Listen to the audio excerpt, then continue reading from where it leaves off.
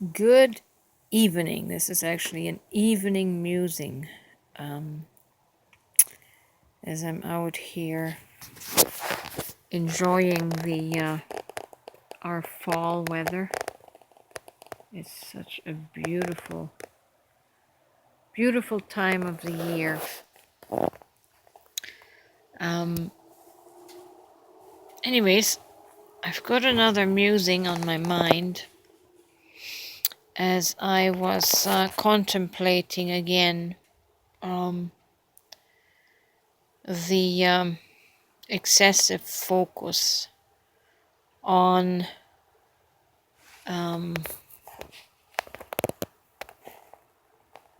conspiracy type content.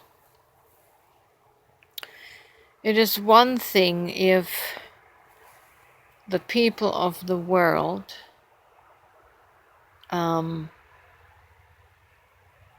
do this and share this and disseminate this information. But it's quite another for someone that would deem themselves a follower of Jesus Christ and the way that he taught. I was, like I say, I was contemplating some passages that I remember Jesus saying in the English translation. Anyways, I'm just talking strictly on the English translation and its meaning. Where it just seems that Jesus absolutely did not involve himself with the conspiracies of the world. I have to say it again, and even Jesus himself said it many times, that he wasn't here to save the world. That is what people put on him and were hoping for him to do. He didn't come to save the world. In fact, in John 17, when he's praying, I looked at this again today, and he says, I pray for these, my disciples, but I do not pray for the world. I always thought, Jesus, what do you mean you don't pray for the world? Don't you have any care? Don't you care about the world and the way it is? And no, Jesus never prayed for those caught up in the world. And what is that world? It's the world that our 3D mind constructs and creates with all of its turmoil and tribulations. And Jesus did not involve himself in that world.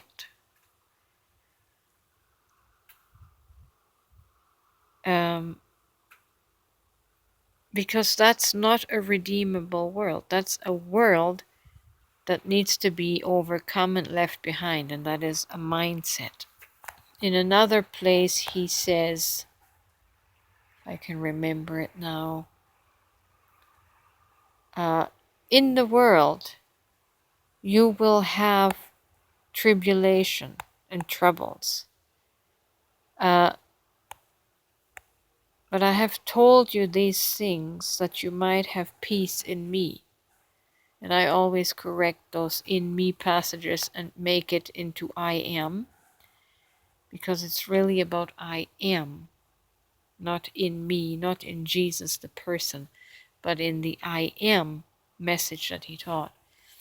I told you these things that in me you might have peace, but in the world you are always going to have tribulation and troubles. But be of good cheer, for I have overcome the world. And he was speaking about his own world, his own three-dimensional mind that creates the reality of tribulation and trouble and turmoil. It's this mind. This mind is that world. And Jesus can't pray for this ego mind. That is futile. That ego mind, in biblical terms, needs to be crucified, needs to be transcended. And then in another place, we see him saying, "Let the dead bury their own dead, but you go and preach the kingdom of God." And I apply that to the whole dissemination and spreading of conspiracy news. Jesus didn't say, "Go out and spread conspiracies. Go out and spread the message of this world. Spread the message of what causes the tribulations in this world." He didn't say that.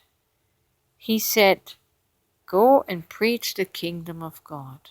And what did he say? Where is the kingdom of God? He says the kingdom of God is not to be seen with your physical eyes, where people say, "Look, it's here," or "Look, it's over there." No, he said the kingdom of God is within you and all around you, but mainly, firstly, within you. And that is where we find the I am, which is the divine identity that you are, that I am. That's where the kingdom is found. And that is the message that will set people free. When they are released from their human construct, persona, and identity, and receive the revelation and conscious awareness that they are a divine being, that they are divinity in a human body having a human experience.